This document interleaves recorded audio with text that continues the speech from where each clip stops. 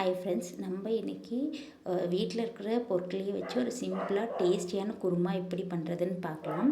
அதுக்கு ஒரு mixie jar எடுத்துக்கோங்க. அதில் அரை மூடி தேங்காய், ஒரு பெரிய சைஸ் வெங்காயம், அப்புறம் தக்காளி, சின்ன தக்காளி ஒரு 3 தக்காளி எடுத்துகிட்டு அரைச்சிக்கோங்க.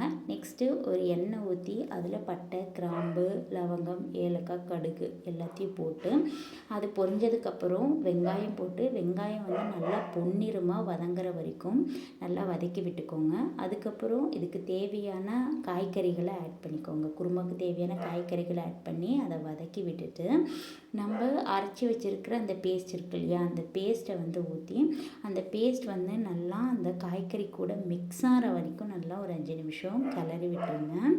கிளறி விட்டதுக்கப்புறம் இந்த குருமாவுக்கு தேவையான அளவு உப்பு, ஸோ தேவையான அளவு உப்பு போட்டு அதையும் கிளறிடுங்க. அதுக்கப்புறம் இதுக்கு தேவையான மிளகாய்.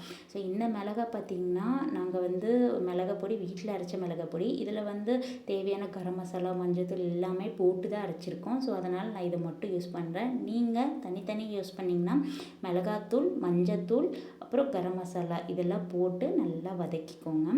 ஸோ அது வதங்கினதுக்கப்புறம் இந்த குருமாவுக்கு தேவையான அளவு தண்ணியை நம்ம ஊற்றிக்கலாம். ஸோ தண்ணியை ஊற்றி நல்லா வதக்கிட்டு கலக்கி விட்டுட்டு நீங்கள் குக்கரை மூடி போட்டு மூடி விசில் போட்டுருங்க.